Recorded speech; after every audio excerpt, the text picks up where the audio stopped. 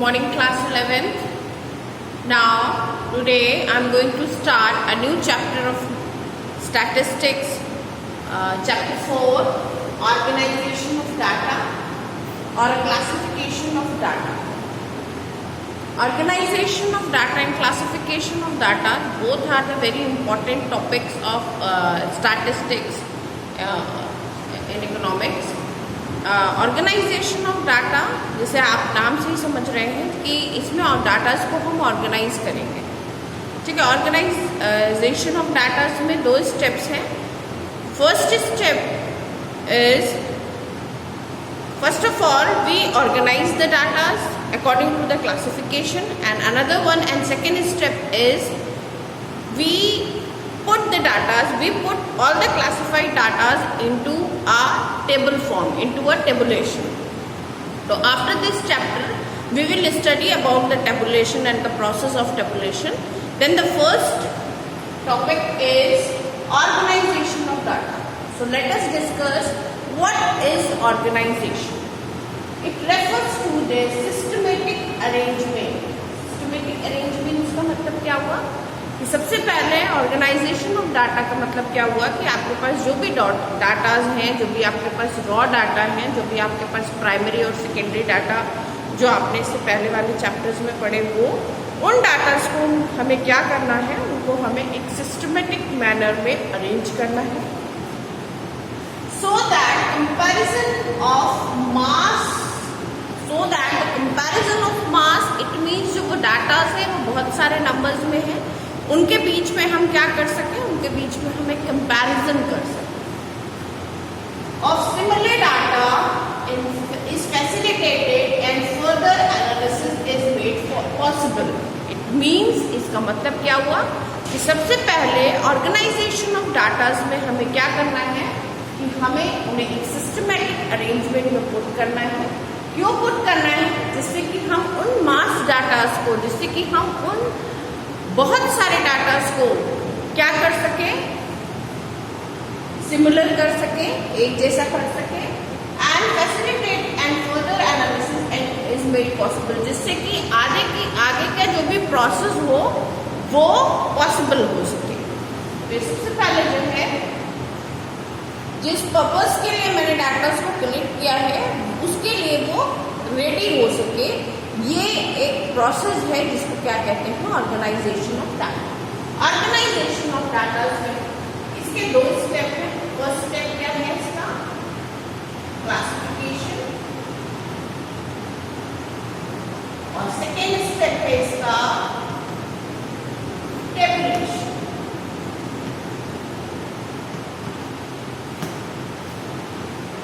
And now let us discuss the definition of classification.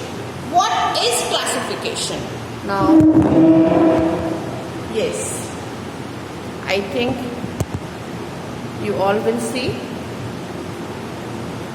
Classification, the process of arranging data into homogeneous group.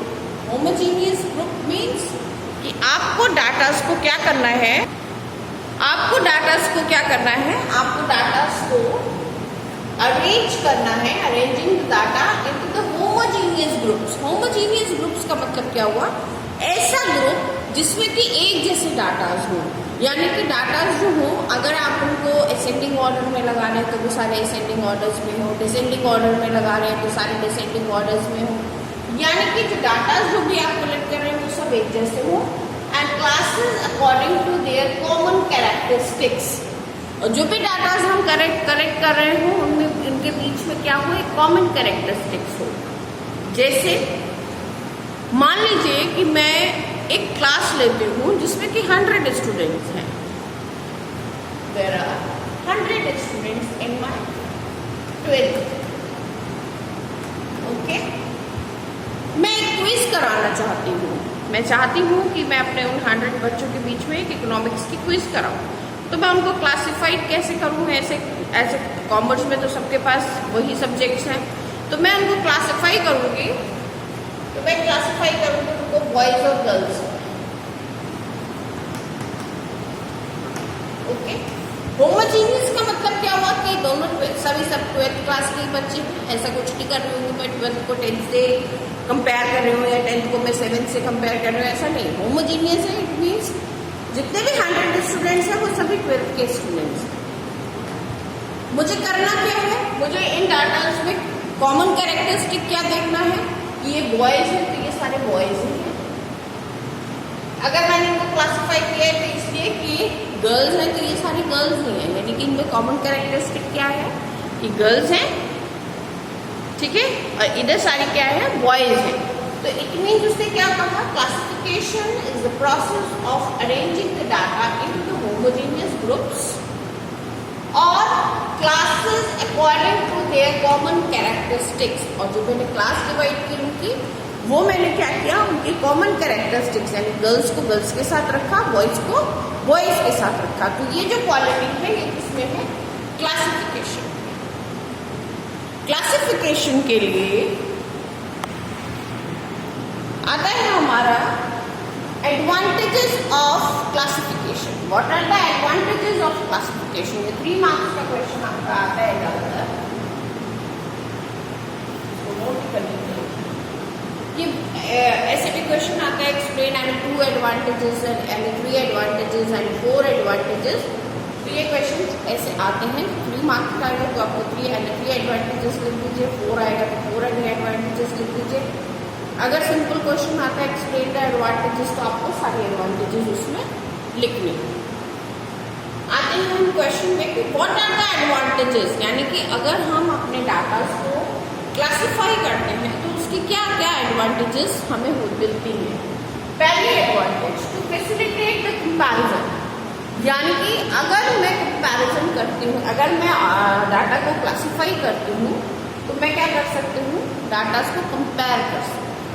मैं फिर अपने quiz पे आ जाती हूँ। Quiz में मैंने क्या किया, बॉयज एंड गर्ल्स को अलग अलग टीम्स में बांटा। अब मैंने क्लासिफिकेशन उनका कर दिया है। इट मीन्स कि मैं गर्ल्स और बॉयज के बीच में कंपैरिजन कर सकती हूँ कि गर्ल्स का अच्छा स्कोर जा रहा है कि बॉयज का स्कोर अच्छा जा रहा है, गर्ल्स का एप्टीट्यूड ज़्यादा अच्छा है कि बॉयज का एप्टीट्यूड ज़्यादा अच्छा है।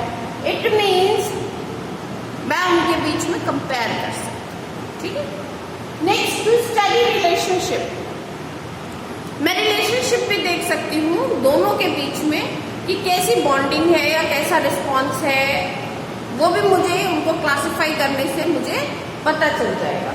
टू क्रिएट मेंटल पिक्चर, अब मेरे माइंड में जब मैं डाटास को सेग्रीगेट कर दूंगी, जब मैं क्लासिफाई कर दूंगी, बॉयज अलग बैठे होंगे, गर्ल्स अलग बैठी होंगी, तो एक तो मेरे माइंड में मेंटल पिक्चर हो सकता है 55 गर्ल्स हो, 45 बॉयज हो, 45 बॉयज और 55 गर्ल्स हो, तो मेरे माइंड में उनकी एक पिक्चर सेट हो जाएगी, ठीक है। ये भी पिक्चर सेट हो जाएगी कि किस गर्ल ने ज़्यादा आंसर दिया, किस बॉय ने ज़्यादा आंसर दिया, या कौन उनकी टीम को लीड कर रहा था, कौन इनकी टीम को लीड कर रहा था। It means after the classification. और अगर ये क्लास में होता तो इतना जल्दी मुझे नहीं ध्यान रहता। तो इट मीन्स क्या है कि ये क्या कर रहा है, मेरे माइंड में एक मेंटल पिक्चर भी इनकी क्रिएट कर रहा है। इसके थ्रू ये एडवांटेज है किसकी, क्लासिफिकेशन।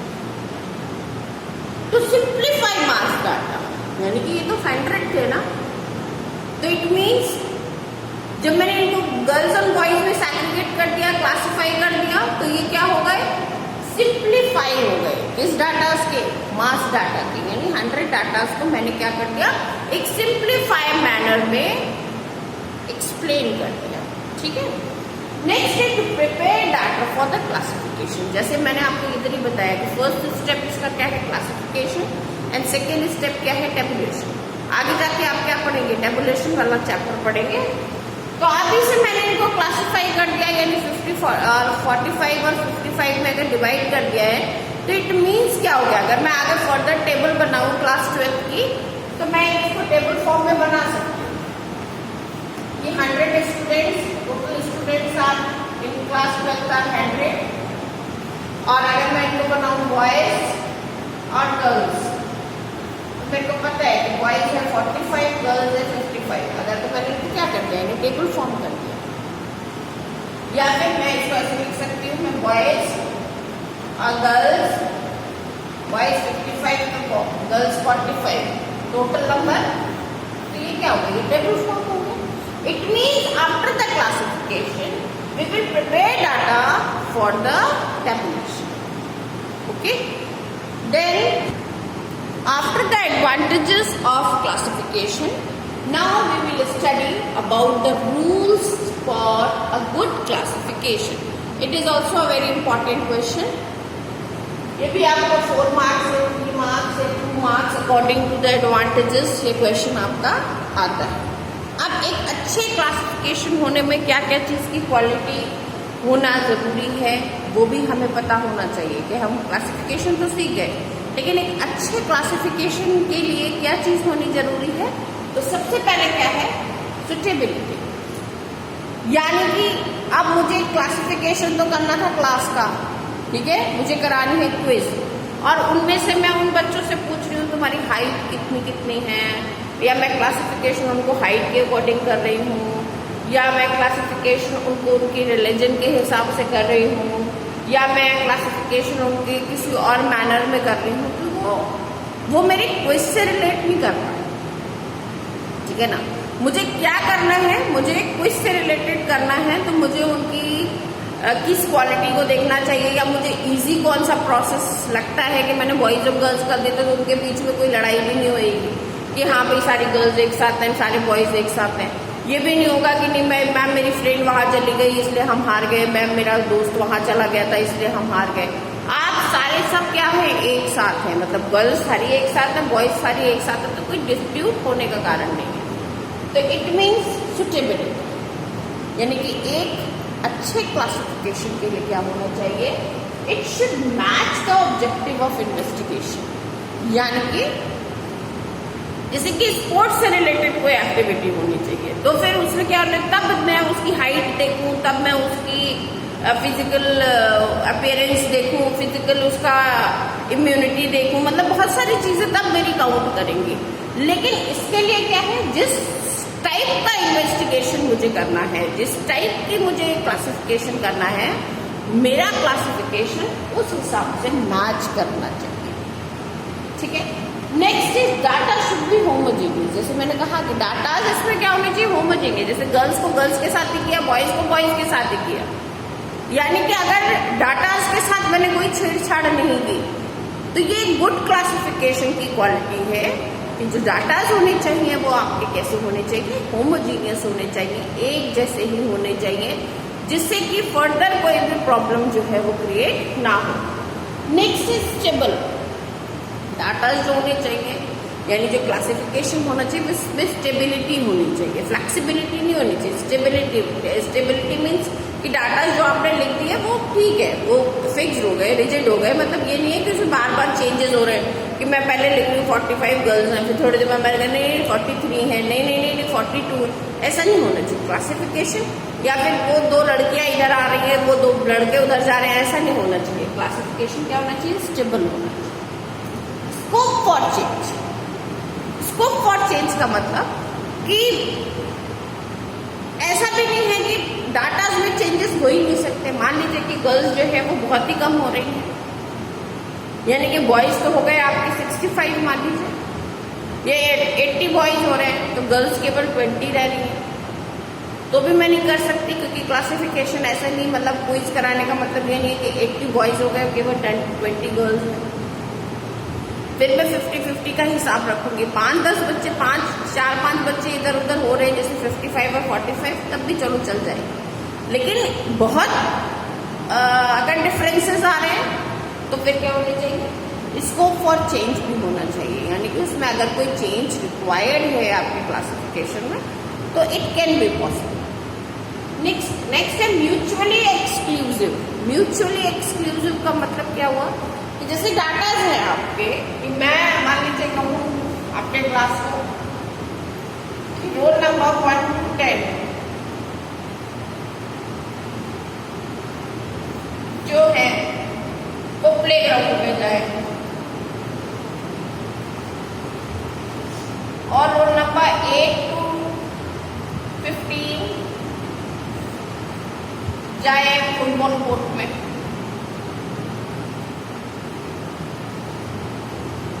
अब जो बेचारे बीच के रोल नंबर बचे वो तो मतलब बहुत ही परेशान हो जाएंगे। वो कहेंगे कि यार अब इसमें परेशान होने वाले बच्चे कौन से होंगे, मेरे roll number 8, roll number 9, roll number 10। बहुत ज़्यादा टेंशन में कि भाई हम कहाँ जाए, हमारा तो इधर भी नाम है, हमारा तो इधर भी नाम है। तो इट मीन्स डाटा स्टेरिक्स कैसे होने चाहिए, म्यूचुअली एक्सक्लूसिव, यानी कि जो इधर इंक्लूड हो गए हैं उनको इधर एक्सक्लूड करना है मुझे। इट मीन्स मैं अगर बनाऊंगी, क्लासिफिकेशन करूंगी, तो किस तरीके से क्लासिफिकेशन करूंगी कि अगर मैंने रोल नंबर 1 to 10 इधर क्लासीफाई किए थे, तो अब मेरा रोल नंबर 11 to 20 इधर क्लासिफिकेशन होगा। ठीक है, नेक्स्ट जो फर्दर होगा वो रोल नंबर 21 से लेकर के 30 तक होगा। मेरा जो क्लासिफिकेशन है वो इस तरीके से होगा।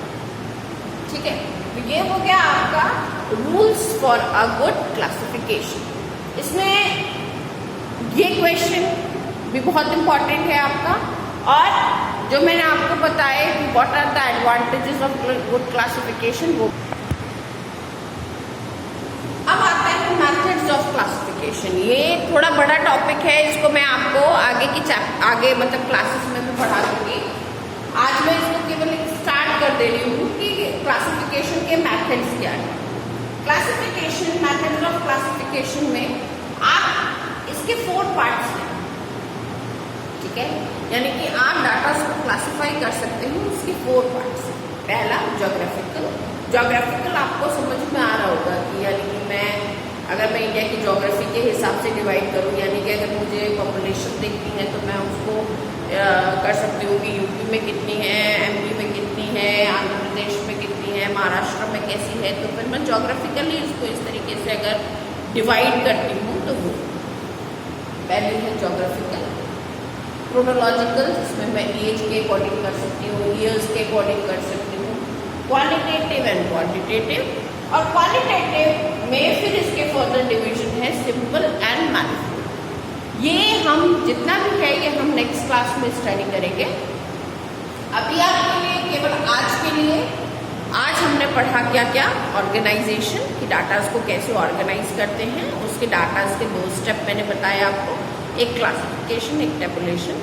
कि पहला स्टेप ऑर्गेनाइजेशन का क्या है और क्लासिफिकेशन करना, और सेकेंड स्टेप क्या है कि उसको टेबल फॉर्म में डिवाइड करना, मतलब प्लेस करना। नेक्स्ट क्या है, क्लासिफिकेशन हमने पढ़ा। क्लासिफिकेशन का मतलब क्या हुआ कि आप एक मास डाटा को किस तरीके से उनको उनकी क्वालिटी के अकॉर्डिंग, होमोजेनिटी के अकॉर्डिंग उनको क्लासीफाई करते हैं, एक सिंपल फॉर्म में रखते हैं। क्या क्या चीज़ों की एडवांटेजेस हुई तो आप उसको कंपेयर कर सकते हैं, आपके डाटा जो उनके बीच में, डाटास के बीच में आप रिलेशनशिप शो कर सकते हैं। अब मेंटल पिक्चर एक माइंड में क्लासीफाई करने के बाद क्रिएट हो जाती है। मेरे जो डाटाज हैं वो मास डाटा से क्या हो जाते हैं, सिंप्लीफाई हो जाते हैं और टेबुलेशन के लिए प्रिपेयर हो जाते हैं। फिर एक गुड क्लासिफिकेशन की मैंने सारी क्वालिटीज़ पढ़ी कि एक गुड क्वालिफिकेशन होना चाहिए, तो उसके लिए डाटास क्या होने चाहिए, होमोजीनियस होने चाहिए डाटास, म्यूचुअली एक्सक्लूसिव होनी चाहिए, स्टेबल होने चाहिए डाटास, और अगर ज़रूरत पड़े तो वो डाटास जो है वो उनमें कुछ भी अगर चेंज रिक्वायर्ड है तो वो चेंज भी हो जाए। तो नेक्स्ट क्लास में मैं आपको मेथड्स ऑफ क्लासिफिकेशन पढ़ाऊँगी। तब तक के लिए इसको पढ़िएगा। Thank you.